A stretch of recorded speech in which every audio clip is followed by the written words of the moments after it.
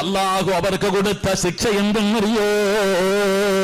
എന്റെ പ്രിയമുള്ള സഹോദരാ, 70 നദികളിൽ നിന്ന് ഒഴുകി വരുന്ന വെള്ളം ശേഖരിക്കുന്നതിന് വേണ്ടി അവരൊരു അണക്കെട്ട് പണിതിരുന്നു.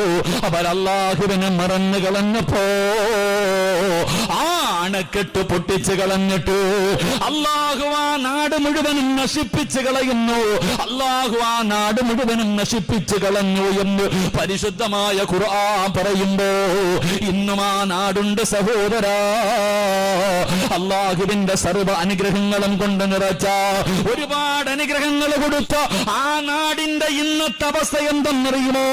അല്ലാഹു അതിനെ ശവപ്പറമ്പ് പോലെയാക്കി എന്ന് ഖുർആൻ പറയുമ്പോ, അല്ലാഹുവേ, കള്ളുമുൾ ചെടികളും അതാ കൈപ്പുള്ള മരങ്ങൾ മാത്രമുള്ള ഒരു നാടാക്കി അല്ലാഹു ആ നാടിനെ മാറ്റിയെന്ന് അല്ലാഹുവിന്റെ ഖുർആൻ പറയുമ്പോ, എന്റെ പ്രിയമുള്ള സഹോദരാ,